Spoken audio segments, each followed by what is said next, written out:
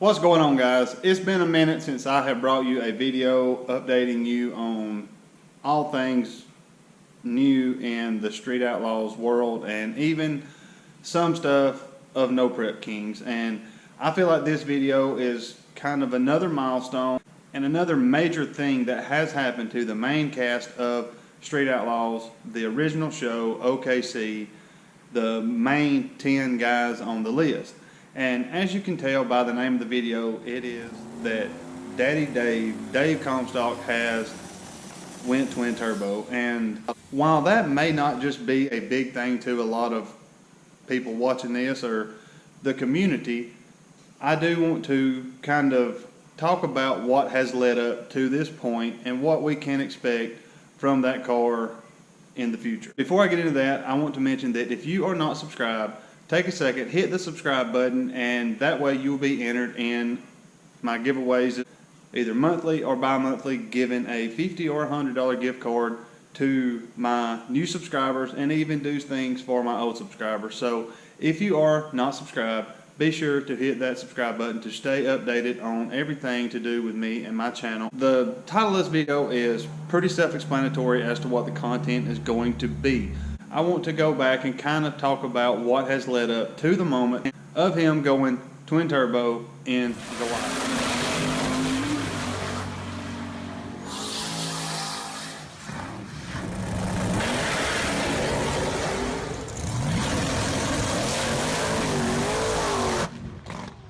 Let's just go back and talk about who Dave is, what he is, why his credibility is probably the most amongst the main cast of Street Outlaws and even this season of No Prep Kings. From day one of Street Outlaws, Daddy Dave has been the most consistently on top car / driver that has been on the show. Daddy Dave has always been known for one that would blow it up to win. And while it wasn't on his dime when he was driving the Sonoma, winning always took a front seat over, just scattering anything and everything to do it. He is undoubtedly one of the most winning drivers on any of the shows, if not the winningest. Goliath has become one of the most iconic cars in the no prep and mainly street racing world. When you think about what they are, what they do, and the, following these guys have, it is almost legendary. Dave has always been right on the curve of, insane and sane. He knows how to talk grudge races and can get what he wants 90% of the time. He is always cool-headed and a winner. One of the major downfalls that I have seen with Daddy Dave, since I have been doing this, I have a lot of people's perspective on main cast members of the show. They always say that he's got an excuse for every time that he loses. Every time that something happens and he loses a race, he never just says, I got outran. And for someone to just come up and say, hey, I got outran, it makes you respect them. It's always somebody's fault or always something's fault why he didn't win whatever race he is racing. Dave could get in the truck and put it at number one while someone else can get in the exact same truck and could not even make the truck launch or make a complete pass where Daddy Dave always could. Given the truck was set up for Dave as a driver, still, you got to respect someone who can do that. When he wrecked Goliath 1.0 or the first Goliath, Cash Days was rolling around, did not have a ride, and if you are a follower of the show, you know all this, so I'm going to keep it really short. Went and seen Mike Hansen. Plan B was a new car for the audience of Street Outlaws, although the car was not new in the 405 or OKC, it was new for the show. We got to see it when he drove it for the first time with the motor out of Goliath in it at the Cash Days where he come in second to Kai Kelly. But they did turn around and take that same car without the motor from Goliath. Mike Henson owning Henson Race Engines, built the engine, put it in there, and started slowly working up the list. About halfway up the list, they turned it into twin turbo, and Daddy Dave got a lot of seat time with twin turbo in that car. But because the car does not have a steel roof and quarters, and although it is a, factory style car, it don't have a VIN, but all Corvettes are composite body cars. They do not have a steel roof and quarters, so that is not an option in the cars. Daddy Dave took the car and drove it all the way to number 1 with twin turbos. You have to respect, as I said a while ago, anybody who can get in someone else's car and do that type of thing. As time went on, Goliath 2.0 was ready to go, back in Nitro's car, and he put it at number 1 at the list shakeup that I was talking about a few minutes ago. While the first season of No Prep Kings, Daddy Dave was not there, the second season he has been at most of the races running his Pro Charged setup. I don't know as much about that much of a horsepower in a car and the setups and all. I'm more of a small tire, more streetable type car. I know a little more about it, and while the concept is the same, it's also a lot of difference in these types of rides. Pro Charger is not as easy on parts supposedly as twin turbos, and twin turbos apparently is a lot more cost effective than a Pro Charger.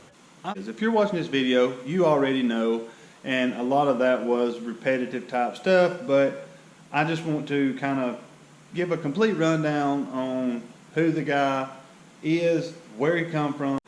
It's just, he is one of the most OG seasoned gangster style racers there is, and if you are into anything that is television related with these guys, you have to respect the guy as much as you respect anybody.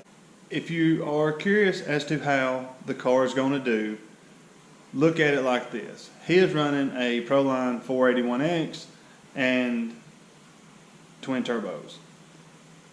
If you want to kind of give a comparison, Ryan Martin also runs a 481X with twin turbos, twin 88s on his no prep setup, and he says his car is around 3,500 horsepower with twin 88s. Ryan Martin says that he can put 106 turbos on his car, change some stuff up, and he can get 4,500 to 5,000 horsepower out of the Fireball Camaro. And scale that back to a car that completely resembles a car that you see on the street. That is putting in perspective what this car is, what these cars are, and how much power they actually have. When you get into horsepower numbers like that, it's hard to think, what's the difference between 3,000, 3,500, and even 4,000? I mean, you can't put so much to the street, and as narrow and short as that car is, it will be harder to wheel with that much power. If you look at Dave's car, it don't even go down the track like any of the rest of them. The nose up in the air, the rear end squatted, it just looks like it's wanting to take off literally off the ground. And I feel like if he can get that car's suspension set up like a lot of the rest of them, he will be one hell of a contender for anything he puts that car in, whether it be the street, no prep, or even prep. I would like to see these cars on a prep track to see what they actually have, to see what they actually can do, and send it, light the scoreboard up, let's see some times, and know what these cars are. They're not grudge racing out there on the track. They're not betting money on each race. They're just racing for a $40,000 pot, and I'm sure there's side bets here and there, but it's not like actual grudge racing. If No Prep Kings was, grudge wars, I feel like they'd have a lot better show. There would be a lot more action going on and a lot more reasons to win every round versus just trying to get the 40,000 pot at the end. But as of right now, I don't personally know the complete setup on the car other than he has went twin turbo with a Proline 481X, and I don't feel like there will be any transition.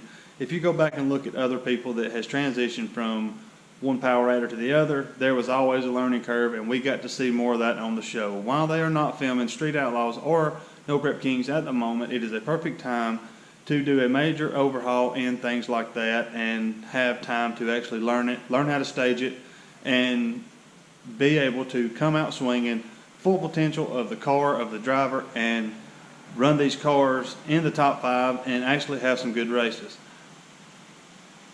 I fully believe there will not be any transition time, any learning curve, or anything when it comes to Daddy Dave in his newly twin turbo Goliath.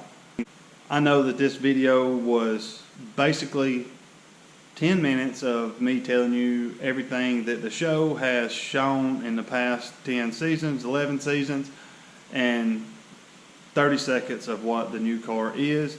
And I just felt like if I'm going to make a video about Daddy Dave, I need to do my best to describe who he is, who we know him as, and what he is to the street racing, no prep racing community. I don't know if Daddy Dave will ever be a runner-up or #1 car on No Prep Kings. We will have to wait to season 3, if there is a season 3, to find out. I feel like No Prep Kings is going to be a 2 or 3 season thing and done. There's not as many people after it like there is Street Outlaws OKC. I feel like it would have been a lot better as a grudge racing show where, hey, this week we might have had a no prep and this week we might have prepped the track, turn these knobs, slap off the car, and see what they'll actually run. Lots of scoreboards up and let us know what is what, who is what, and actually get to see who is a better driver with all the horsepowers these cars are capable of. My personal opinion, and while a lot of you may not believe this, I do feel like my voice reaches a lot of people who has a say in deciding the future of these shows, so you never know what we might get. What do you think about a no prep style grudge racing versus a round robin to the end to see who wins, one winner and all that? A no list, no #1 winner, run what you brung, hope you brung enough, grudge racing, bet big money, and they might be 40,000 on one race. Who knows? Let's just see what these guys can do when their cars are, like I said, the knobs are twisted to the max and they turn them to kill and send them.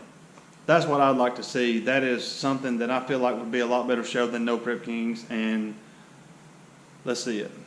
I'm going to end this right here. I'm going to do a follow-up video on this type of stuff when more information is out there. There is videos of the car running, so we do know that the car is moving under its own twin turbo power, and I can't wait to see what the car will do when he sends it. That car is going to be an amazing car to see. It's going to be a fast car to see. We already know that combination works, and I can't wait to see what it is when it's got a very seasoned driver behind the wheel, and it's going to be insane. Whether you love him, hate him, like him, don't like him, what it is, you got to respect the guy. And I'm going to end this one right here. Email address is across the screen. My P.O. box is across the screen. I'm fixing to do another giveaway. If you haven't sent anything to my P.O. box to be entered in the giveaway, do it now. P.O. Box 431 Jacksonville, Alabama 36265. You will be entered to win. Right now there is hardly anything been sent, so you do have a very, very good chance at winning $50 just by dropping something in the mail that means something to you for me to open on camera. And also, I haven't said this in a while. I got burnt at the stake when I talked about it a lot. My t-shirts are still for sale. Thank you for watching. It means a lot to me. I am considering doing videos on a lot more of the guys that are well known. I want to do one on Megalodon. I'm doing my research, getting my stuff together to where I can give you the most accurate information that I can find. So, thanks for watching. Godspeed. I will see you in the next one.